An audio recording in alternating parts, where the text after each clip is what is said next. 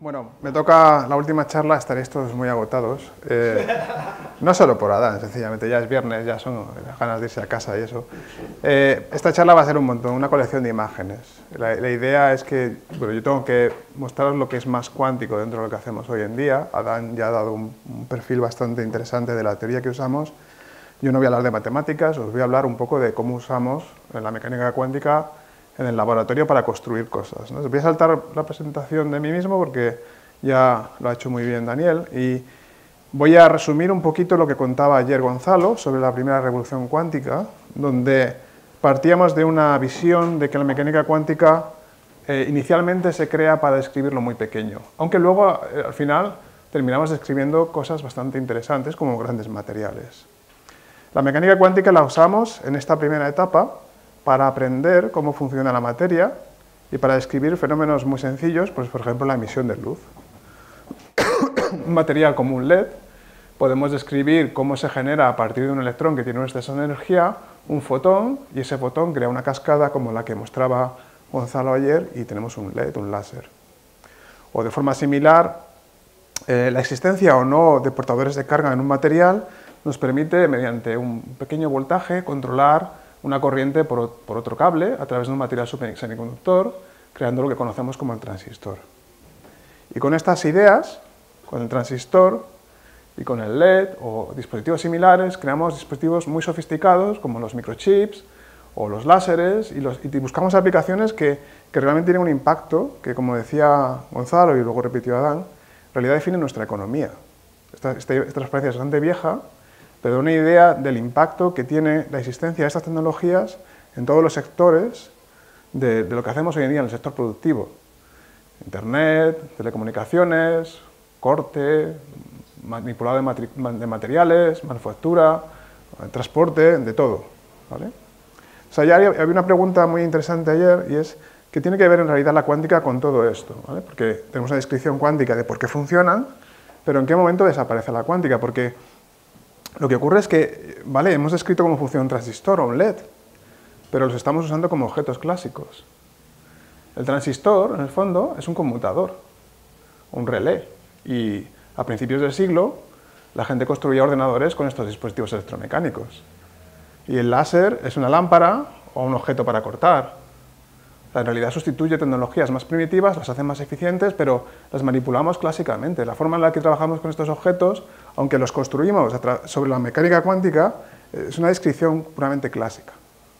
Entonces, la primera revolución cuántica es cómo la mecánica cuántica nos permite hacer determinadas cosas mucho más eficientes, pero no cambia la manera en la que procesamos. No cambia la manera en la que manipulamos la naturaleza, ni en la que manipulamos la información. Entonces, bueno, esto ha tenido una trayectoria explosiva. El ejemplo que se suele citar es la ley de Moore, cómo han crecido nuestra capacidad computacional y la capacidad de integrar transistores se ha multiplicado exponencialmente en un periodo de tiempo muy breve para lo que es la historia de la humanidad. Y lo que también vimos a finales del siglo pasado es que esta tendencia de integración persistía, pero la tendencia de capacidad de cómputo se empezaba a estancar.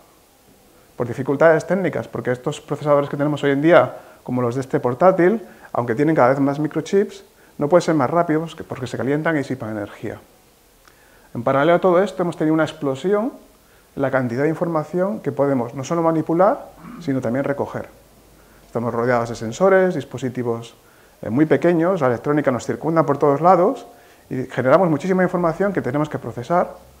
Y además esa información en algunos casos pues, está sometida a restricciones de seguridad, no queremos que se divulgue, ¿no? A lo mejor a mí no me interesa que todo el mundo conozca dónde estoy y necesito transmitir mi posición de manera segura a otra persona en otra parte del planeta. Entonces, estas necesidades, en particular esta, pues empujaron un estudio de las limitaciones computacionales que teníamos disponibles. Y una cosa de la que se dieron pronto cuenta los ingenieros es que, vale, hacemos cada vez transistores más pequeños, pero va a llegar un momento en que los cables que construimos van a tener van a ser tan pequeños, tan finos, que estarán constituidos de unos pocos átomos y volvemos otra vez a la mecánica cuántica. Ya no los describimos clásicamente. Esto ya no es un flujo de corriente como si fuese un flujo de agua por una cañería. Es una descripción, de nuevo, microscópica, cuántica.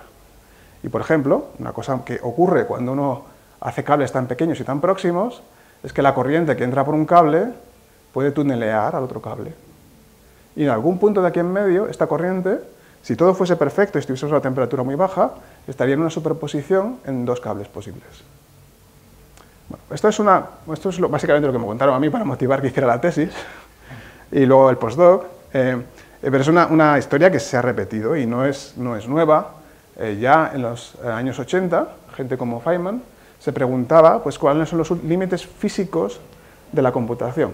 En aquella época supongo que tenía una crisis existencial, le dio por aprender cosas de informática y demás, porque también eran herramientas en su campo para entender mejor cómo funciona la electrodinámica cuántica, que es una teoría muy bonita, pero que al final uno tiene que sentarse y calcular, y hacer predicciones.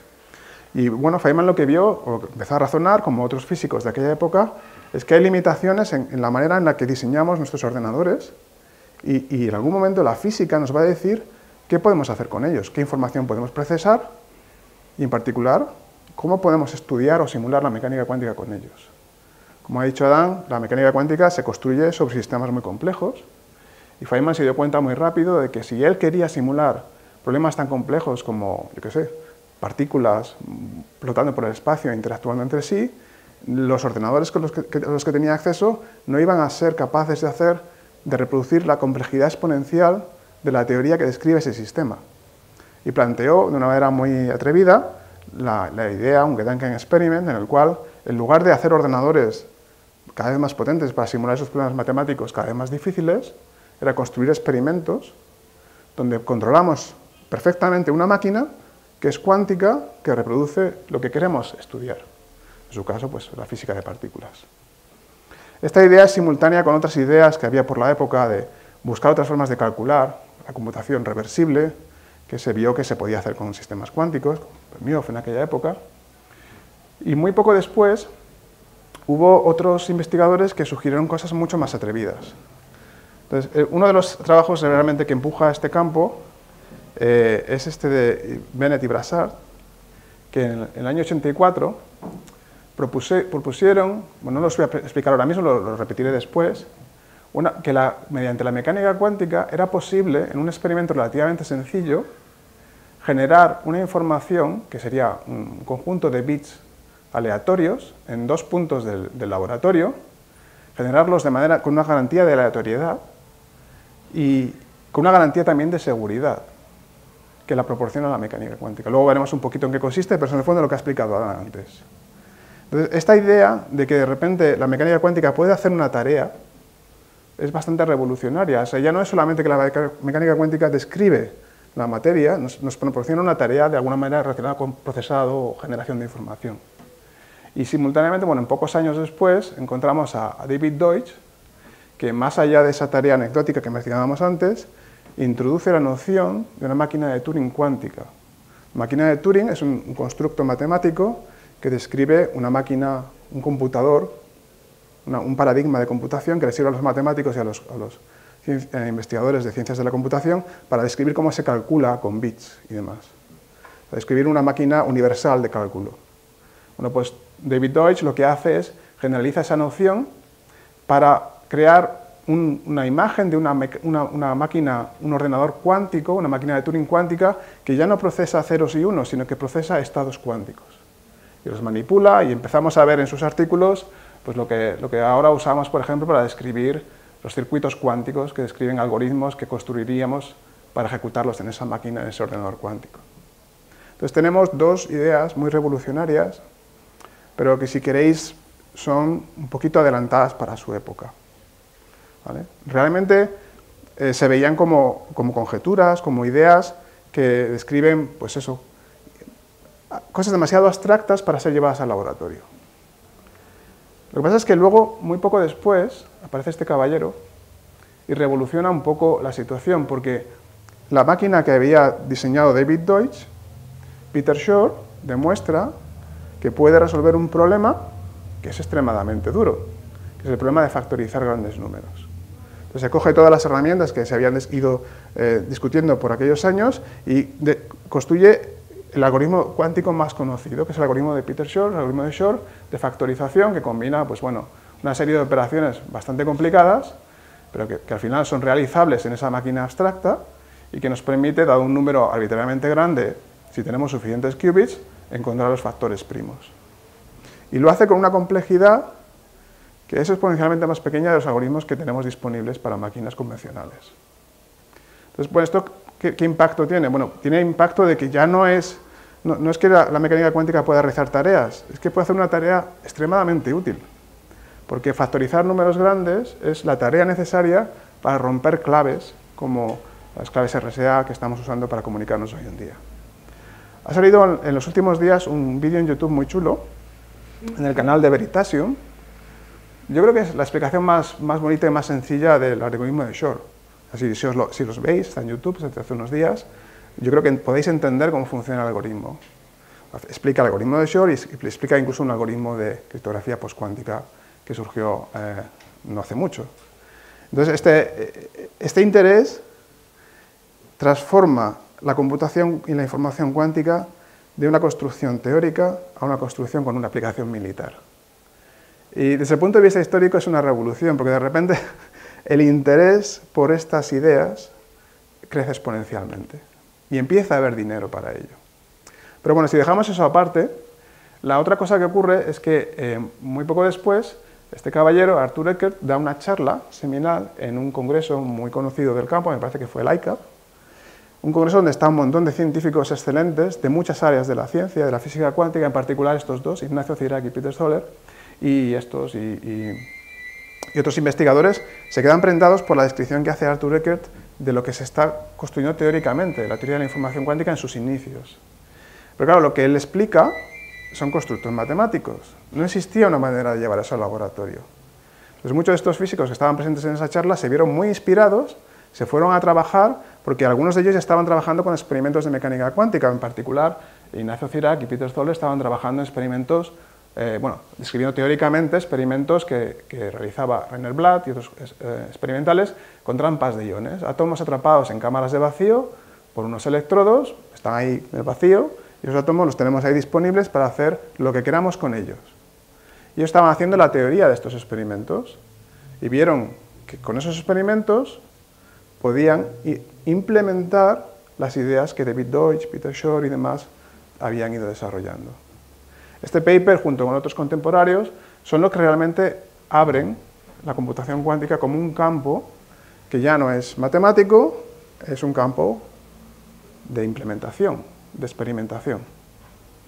Esto es una revolución, y esa revolución viene acompañada con una revolución experimental en estas trampas de iones, experimentos, por ejemplo, como los que hacía Wineland, que le concedieron el premio Nobel no hace mucho, con un cierto retraso, o experimentos con átomos fríos, pues que en aquella época estaban condensados de Bose-Einstein, o muy poco después, experimentos como estos que veis aquí en este vídeo. Este es un vídeo del grupo de Marcus Greiner en Harvard, que muestra un experimento donde se ha atrapado átomos con luz, se ha creado una red cuadriculada, en cada pocillo de esa red que está creada con luz, solo cabe un átomo, y lo que estamos viendo son fotografías estroboscópicas. Se iluminan los átomos, se apaga la cámara. Se iluminan los átomos, se apaga la cámara. Entonces, entre foto y foto, veis, por ejemplo, que los átomos se pueden mover. ¿Por qué se pueden mover? Pues en teoría no se deberían de poder mover, porque los que tienen están metidos en un pozo de luz, que es como si yo me cayese en un pozo de tierra. Es un pozo extremadamente profundo, pero debido a la mecánica cuántica existe una probabilidad de túnel, y átomos como este pues, pueden saltar de un sitio a otro. Entonces tenemos la posibilidad de atrapar, observar y manipular sistemas cuánticos individuales, un avance experimental brutal que se ha ido consolidando desde 1990 y tantos hasta hoy. Esta revolución cuántica, esta segunda revolución cuántica, ya no viene de explicar con la mecánica cuántica cómo funciona la materia que nos rodea. Viene de usar la mecánica cuántica para crear nueva materia, nuevos estados de la materia, o crear nuevos dispositivos, nuevos experimentos que no podríamos haber soñado hace unos años. Por un lado, como físico, de repente me da acceso a un laboratorio donde puedo tener un montón de partículas que están correlacionadas entre sí, que pueden simular problemas extremadamente complejos, desde la física de estado sólido, la física de superconductividad, nuevos materiales, la física de partículas, la descripción del núcleo de un átomo, la descripción de los quarks. Y por otro lado, con las herramientas matemáticas de la teoría de la información, nos abre, en teoría, unas capacidades de cálculo que crecen tanto como crecen el espacio de Hilbert que describe estos sistemas experimentales exponencialmente. Esa es un poco la teoría, ¿no? lo que nos empuja. Entonces, bueno, la práctica es que al final, cuando uno quiere traducir ideas de la formación cuántica al laboratorio, tiene que hacerse una lista de la compra. En el fondo es un proceso bastante ingenieril. Hay que pensar que, bueno, más allá de lo que decía Adán, de que un sistema cuántico es una preparación, o una transformación y una medida, al final necesitamos elementos para implementar todo eso. Entonces el experimentalista necesita identificar qué vamos a llamar un qubit. ¿Cuál es mi sistema físico que voy a meter en el laboratorio? ¿Por qué este qubit se va a comportar cuánticamente? ¿Por qué voy a poder hacer estados de superposición por un tiempo suficientemente largo que va a ser el tiempo de mi experimento? ¿Cómo voy a poder preparar un estado inicial bien definido de ese qubit? ¿O cómo voy a medir ese qubit? ¿Voy a poder transformar el estado de ese qubit de alguna forma?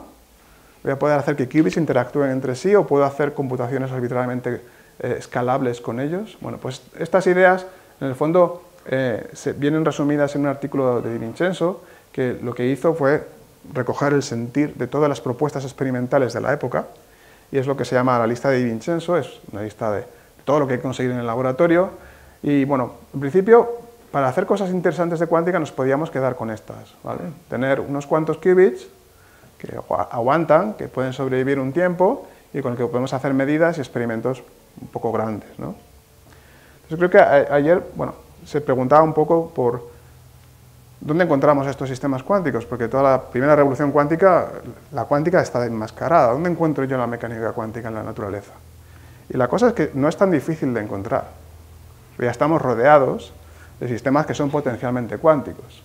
La luz, por ejemplo, es cuántica. Tenemos los fotones que nos iluminan, tienen un grado de libertad, que es la polarización, es la dirección en la que oscila el campo electromagnético. Entonces podemos decir, de una manera muy simplificada, a lo mejor, que podemos tener fotones con polarizaciones lineales en distintas direcciones, y cada una de estas polarizaciones es un estado diferente, ¿vale? Ocurre que, si pensáis en términos de oscilaciones, algunas de estas direcciones se pueden descomponer en otras. Por ejemplo, si yo pienso una oscilación en esta diagonal, la puedo descomponer como un movimiento en horizontal y un movimiento en vertical, ambos en fase, ¿vale? Esto es una imagen clásica, ¿vale? Ahora, lo que ocurre es que si yo tengo un fotón y lo preparo con esta polarización diagonal, lo que ocurre es que estará en una superposición cuántica de estar en esta polarización horizontal o estar en esta polarización vertical. Y eso se puede ver. Si tuviésemos una cámara oscura y una fuente de fotones individuales, podíamos preparar esos fotones con una polarización bien definida, meter un polarizador y ver a la salida qué es lo que tenemos. Y lo que veríamos es que si preparamos un fotón perfectamente alineado con la dirección del polarizador, por ejemplo horizontal en este caso, siempre veríamos fotones en el aparato de medida. Pero si los fotones están en una dirección que no está alineada ni es perpendicular al polarizador, pues veremos que algunas veces el fotodetector va a hacer clic, veremos que se ha proyectado en una posición compatible con el polarizador, y otras veces no hará clic, será un 0 o un 1. Es un experimento muy sencillo, ya hay incluso empresas que venden este tipo de experimentos para hacerlos en clase, son bastante caros, ¿vale? Aunque a lo mejor un experimentalista lo puede hacer por poco dinero, y son lo que está detrás, por ejemplo, de un protocolo de criptografía cuántica, el de Bennett, el BB84, que os mencionaba antes, que fue una pequeña revolución en términos de utilidad. La idea es muy sencilla: Alice va a enviar fotones a Bob, y lo que va a hacer es que va a codificar un bit clásico en el fotón. Por ejemplo, si elige polarizaciones horizontales y verticales, este estado será el 0, este estado será el 1, y se lo enviará a Bob. Pero también puede escoger una base no compatible, una dirección inclinada, donde el 0 es una polarización y el 1 es otra, ¿vale? Alice hace esta elección de manera secreta, envía el fotón a Bob, y Bob, sin saber lo que ha hecho Alice, hace otra elección, es cómo voy a medir, ¿vale? Entonces lo que va a ocurrir es que si Alice y Bob escogen la misma medida, van a tener el mismo bit. Alice genera 1, Bob va a medir 1. Pero si Alice prepara un fotón en una dirección vertical o horizontal y Bob mide por casualidad en la base diagonal, pues el resultado de Bob va a ser aleatorio, va a ser una cantidad que va a fluctuar de medida a medida. Con esa tontería, Alice y Bob lo que pueden hacer es hacer este experimento para generar muchos bits y luego comunicarse sin mayor problema entre sí, pues cuáles han sido las selecciones de las bases de emisión y de recepción y hacer una estadística de los bits que tienen, una estadística secreta para detectar si ha habido alguien que ha estado interceptando este experimento. Estas ideas ya son, digamos que son comerciales. Hubo un experimento muy señero que se hizo aquí en las Canarias, en el grupo de Seininger, entre dos islas, que fue bueno, muy importante porque era un experimento a una distancia muy grande haciendo este tipo de ideas, que también se pueden hacer, por ejemplo, con estados entrelazados.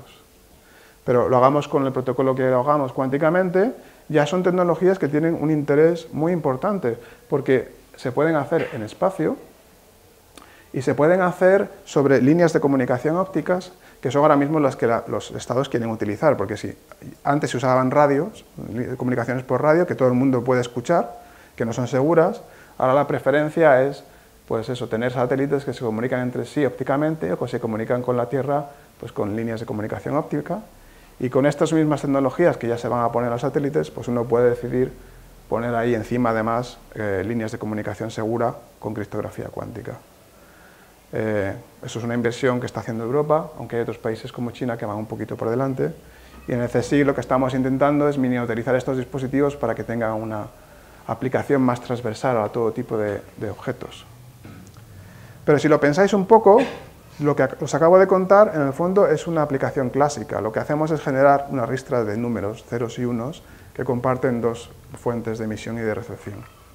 Lo que sería realmente chulo es tener una comunicación cuántica, donde yo no transmito solamente ceros y unos, sino que realmente transmito estados cuánticos de un punto a... de un punto a otro de laboratorio, por ejemplo, entre dos ordenadores cuánticos. Y esta aplicación está un poquito más lejos, pero me lleva un poco como excusa a contaros lo que es un ordenador cuántico. Vale. Ya hemos visto una tecnología cuántica que es la distribución de clave privada y eventualmente en el futuro la comunicación cuántica. ¿Qué es un ordenador cuántico? Porque esa es la tecnología que suena más en los medios, ¿no? Hoy hemos visto el anuncio de que en Bilbao ya va a haber un ordenador cuántico en breve, en Barcelona, en Donosti, sorry. Ya tengo... Vale. El matiz. Exacto. Está grabado, ¿eh?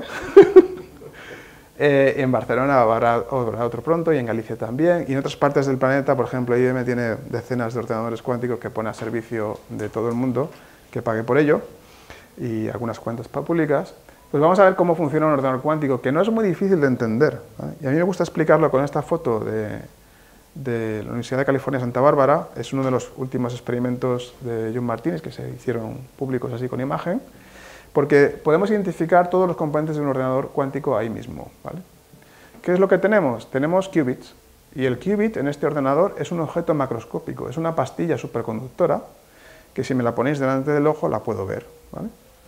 ¿Y cuál va a ser mi qubit? Pues va a ser un estado cuántico con dos alternativas, que voy a llamar 0 y 1, y que típicamente se relacionan con que el número de electrones en esta pastilla sea igual al de protones, la carga es neutra, o tenga un par de electrones extra, es lo que llama un par de Cooper. O sea que tendríamos dos estados de carga y podríamos en principio pensar en que esa pastilla superconductora puede estar en una superposición de ambos estados de carga, ¿vale? Ahora, aquí viene la respuesta a una pregunta que hicisteis el otro día, que era muy buena, y es ¿por qué estos fenómenos cuánticos no se ven en mi día a día? ¿Por qué este libro es verde siempre? ¿Vale? ¿Por qué, no sé, no veo yo que esta mesa esté aquí y ahí a la vez? Bueno, pues no lo vemos porque para poder ver este tipo de fenómenos necesitamos suprimir todas las fluctuaciones que no son cuánticas. Necesitamos poder distinguir estas dos alternativas. Pero en general la naturaleza es muy ruidosa. Estamos atravesados por energía que está, por ejemplo, a una temperatura superior. El fondo de radiación de microondas tiene ya una temperatura superior a la temperatura necesaria para estabilizar un estado cuántico sobre ese chip que os he mostrado. Entonces, los experimentos cuánticos, salvo algunos con fotones y con átomos, se hacen a temperaturas extremadamente bajas, condiciones muy anormales sobre la superficie de la Tierra, que está todavía más caliente que esto. Entonces, han requerido un desarrollo experimental brutal. Se pueden hacer ahora por todos los avances de finales del siglo pasado. Pero esta es la revolución que realmente nos ha permitido hablar de tecnologías cuánticas hoy en día. Pero si llegamos a esas condiciones y aislamos nuestros qubits bien con unas plaquitas superconductoras que están a potencial cero, conectadas a tierra, y metemos aquí unos cables que son como cuerdas de una guitarra, que resuenan a frecuencias distintas, lo que podemos hacer es manipular estos qubits de una manera muy precisa. Yo puedo coger un generador de microondas, enviarlo con una frecuencia muy bien definida y esa frecuencia define a dónde va la energía que he enviado y a esa energía me sirve para cambiar el estado de este qubit, que pasa de estar inicialmente en cero a la superposición que yo quiera. Operaciones a un qubit. La misma idea la puedo usar para medir. La radiación que inyecto, cuando se refleja, lleva información sobre el objeto que ha visto, ¿vale? Esto, si no hay nada, pues lo que ocurre es que la luz se refleja en contrafase, como si está en un espejo, ¿vale? Pero si aquí hay un qubit, pues dependiendo de la frecuencia de la radiación y dependiendo del estado del qubit, yo veré en mi osciloscopio un cambio de fase que será diferente. Entonces, si espero un tiempo suficientemente largo, podré definir perfectamente en qué estado se encuentra mi qubit. Es esa medida proyectiva que mencionaba Dan, ¿vale? Entonces, yo puedo, con las ideas que mencionaba antes, preparar estados bien definidos, 0 o 1, que son los estados que estoy midiendo, y siempre voy a recibir la misma señal cuando mida, o puedo preparar superposiciones donde los resultados que obtengo son probabilistas, con la estadística perfecta que me gustaría tener. Y el último ingrediente, que es relativamente tonto, pero que es muy difícil teóricamente y experimentalmente de conseguir, es una buena interacción entre dos qubits. Un qubit es un bit. Yo con un bit no puedo hacer mucho. Para hacer cálculos grandes necesito muchos bits. Y necesito hacer operaciones entre esos bits. Entonces, de la misma manera, cuánticamente necesitamos hacer algún tipo de interacción entre estos qubits. La mera proximidad de estas dos pastillas superconductoras ya me da una interacción física. En este caso, por ejemplo, si yo excito el qubit de la izquierda, la energía que está en el qubit de la izquierda puede tunelear y transmitirse al qubit de la derecha por túnel cuántico. Es lo que veis un poquito en esta oscilación de aquí, ¿no? Inicialmente tengo un qubit excitado, ese qubit se desexcita, transfiere su excitación al otro qubit, en algún momento tengo una superposición cuántica de 0,1 y 1,0, la excitación está deslocalizada entre ambos qubits y luego en algún momento esa energía vuelve al otro qubit. Es un proceso coherente que se podría sostener durante un tiempo bastante largo. Bueno, pues con estos 4 ingredientes que os he contado, esencialmente cómo se construyen ordenadores cuánticos. El reto ingenieril es hacerlos grandes, es coger todo esto y hacerlo a escala, y hacer que los qubits sobrevivan mucho tiempo, y hacer que las operaciones que construimos sean extremadamente precisas. Esta imagen es el progreso de ordenadores cuánticos de IBM. Bueno, aquí faltan ordenadores más chiquitos, de 1 qubit, 2 qubits, 5 qubits, 7 qubits. En 2019 tenían 27 y este año pasado mostraron uno de 433 qubits. Entonces, bueno, podemos intuir un poco cómo están construidos, pero vamos, tampoco puedo mostraros mucho más porque todo esto ya es secreto comercial, ¿vale? O sea, es difícil ya bueno, introducirse en la física de estos sistemas. Lo bonito es que, aunque son secretos, se puede acceder a ellos. Yo creo que es una oportunidad docente estupenda, ¿vale? En Internet tenéis interfaces gráficas donde un estudiante motivado puede manipular un ordenador cuántico. Esencialmente lo que se tiene es una interfaz de este estilo donde hay un pentagrama y cada línea de este pentagrama representa un qubit y su historia, y sobre este pentagrama podemos colocar operaciones y medidas. Entonces, por ejemplo, la cosa más tonta que podemos hacer, que es cuántica, es colocar una puerta de Hadamard que transforma el estado 0 en una superposición de 0 y 1. Y luego, siguiendo la filosofía que nos contaba Dan, hacemos la preparación y la seguimos de una medida.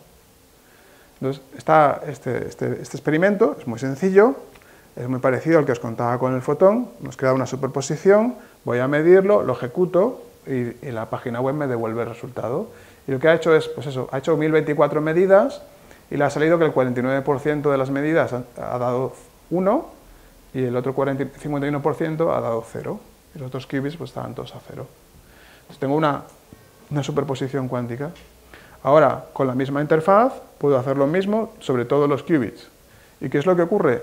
Si yo pongo este qubit en una superposición de 0 y 1, y este en una superposición de 0 y 1, 0 y 1, 0 y 1, 0 y 1, tengo todas las combinaciones posibles de mi espacio de Hilbert. En este caso, 2 elevado a 5. ¿Vale? Siempre se me olvida, esto es 32, ¿no? Sí. Entonces tengo una superposición de 32 estados. Que es impresionante, que yo, como teórico, sin necesidad de acercarme al laboratorio, lo programo y se ejecuta en una máquina y me da esa estadística que tenéis aquí abajo, que es un poquito cutre porque no hay muchas medidas, pero que me dice que esto ha tenido éxito. Bueno, aquí es donde empiezan un poco las confusiones, porque claro, la gente transmite la idea de que hemos creado una superposición cuántica que explora la capacidad exponencialmente grande de mi espacio de Hilbert. Ahora lo que voy a hacer es, voy a meter aquí más cosas y voy a hacer cálculos. Voy a hacer un algoritmo. Voy a hacer una cuenta, lo que sea. Y esa cuenta se va a ejecutar sobre todos los posibles números que yo le meto a mi ordenador, esa superposición. Entonces, ¿qué es lo que tengo? Pues una superposición cuántica del resultado de esa cuenta. Pues 32 resultados posibles. Lo que ocurre es que, bueno, yo tengo esto en el laboratorio, pero yo no tengo acceso a todo esto. Para tener todos los estados tendría que medir un montón de veces de manera que todas estas posibilidades aparezcan.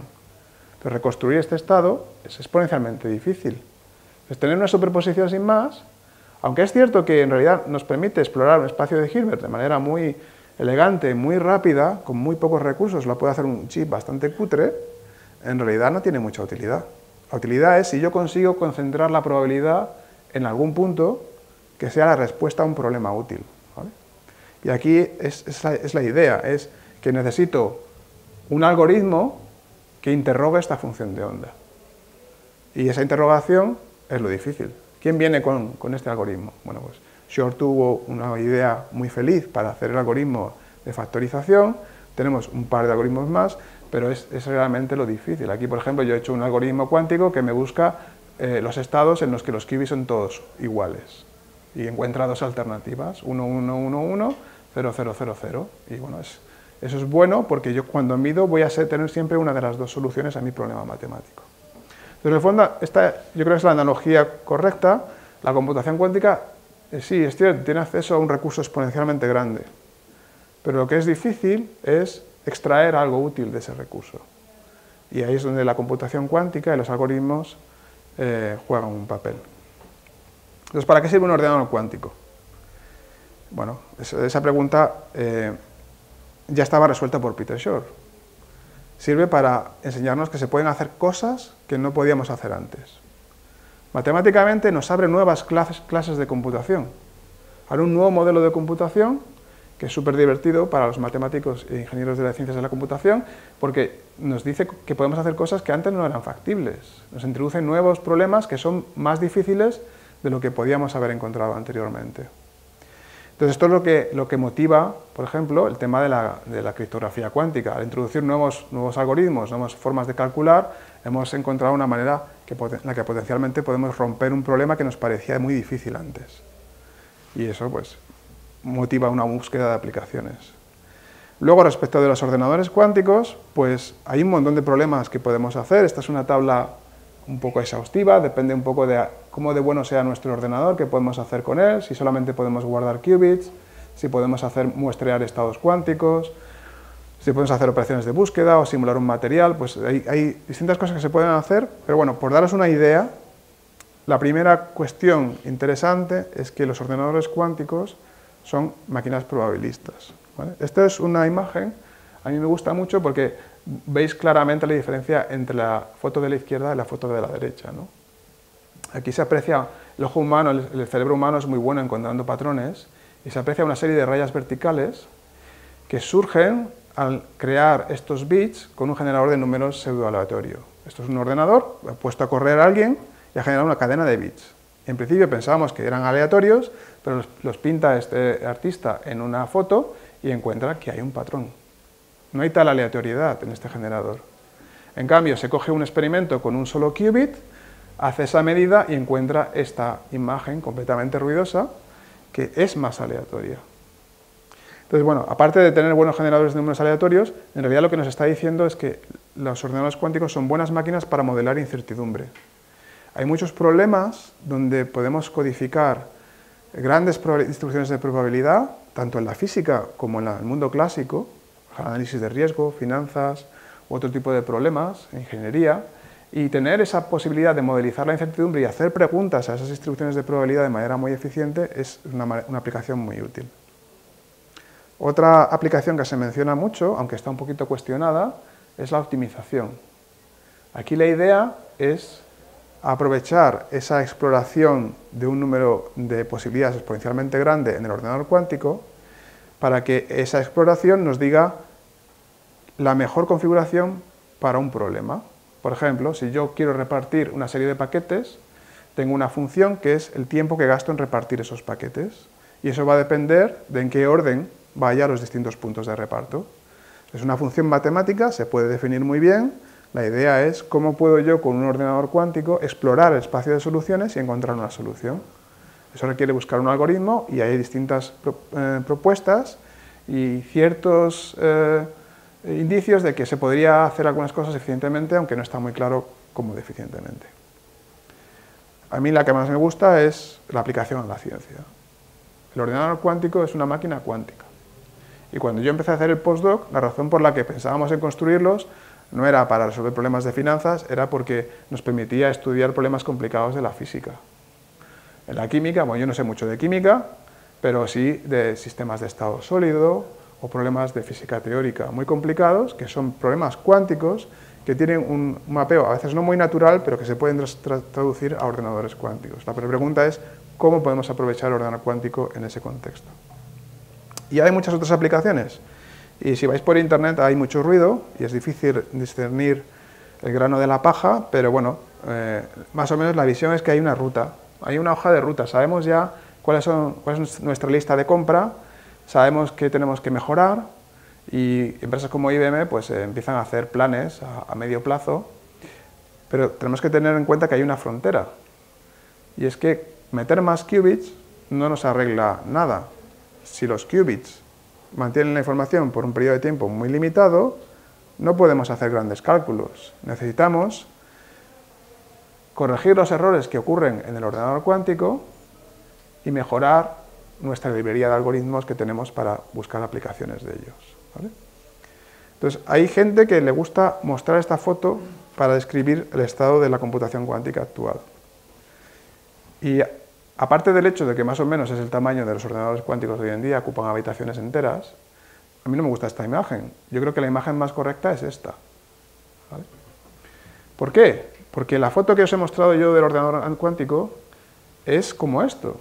Es un sistema en el cual tenemos en el mismo sitio la memoria que guarda la información y donde ejecutamos los algoritmos. No hay ningún tipo de arquitectura. No sabemos cómo construir todavía una memoria cuántica o cómo enchufarla a un procesador cuántico. Hay muchas cosas que no sabemos hacer. Entonces estamos en pañales y tenemos que salir de este agujero y encontrar nuevas ideas para hacer cosas todavía mucho más bonitas de las que podemos hacer. Bueno, llevo 40 minutos hablando, estáis probablemente un poco agotados. Lo único que quería es daros pinceladas de otras tecnologías. Porque a mí lo que me preocupa de la computación cuántica es que, claro, es una tecnología tan difícil que no la vamos a resolver en los próximos 10 años. Pero hay tantas otras cosas que podemos hacer con las tecnologías cuánticas que es importante entender que merece la pena seguir trabajando en ellas. Entonces, Gonzalo ya mencionó ayer un paradigma que es la medida del tiempo. La medida del tiempo es posible hoy en día con el nivel de precisión que es posible porque manipulamos sistemas cuánticos. Y lo que ha ocurrido es que la línea que mostraba Gonzalo ha seguido bajando y ahora tenemos los mejores relojes atómicos, que son relojes que funcionan con algoritmos cuánticos. Pequeños ordenadores cuánticos con un par de iones, donde un ion está mirando a ver lo que le pasa al otro, y esas oscilaciones que mencionaba Gonzalo las podemos extraer con una precisión absurdamente buena, ¿vale? Tenemos también la posibilidad de medir cantidades físicas con una precisión que es increíble. Yo qué sé, medir la masa de 50 átomos, ¿vale? Pues cogéis un hilo de estos y podemos meterlo en un fluido y ver si se le ha pegado una proteína de un peso o de otro y distinguir qué proteína está pegada, sencillamente iluminando el hilo con luz. O medir temperaturas a límites ridículos o cantidades o frecuencias o cantidades de energía, fuerza, desplazamiento también muy pequeñas. Esto tiene aplicaciones muy interesantes, por ejemplo, imagen médica. Ahora hay materiales cuánticos, por ejemplo, diamante. El diamante lo que le da el color, lo que lo hace interesante, son otros átomos que no es el carbono, que se quedan atrapados. Bueno, pues hay algunos átomos que son muy interesantes porque se pueden manipular con luz y con campos electromagnéticos y son, por ejemplo, sensores muy buenos de campos magnéticos y pueden reemplazar eventualmente estos tubos que son superconductores, que son detectores de campo magnético, que son los que usamos para medir dónde está el agua en nuestro cuerpo. Eventualmente, pues ya podrán reemplazarlo. En el corto plazo se está usando o se está pensando usar estos materiales que son biocompatibles para hacer una chapuza un poco más curiosa, que es preparar todas estas impurezas en un estado cuántico muy bien definido, inyectártelo en la sangre y usar esa polarización perfecta para mejorar el contraste en la imagen de resonancia magnética. Tenemos colegas en el País Vasco que están trabajando en sensores inerciales. Es una bolita suspendida en luz. El estado cuántico de esa bolita nos permite detectar en qué dirección se mueve la cavidad que la atrapa.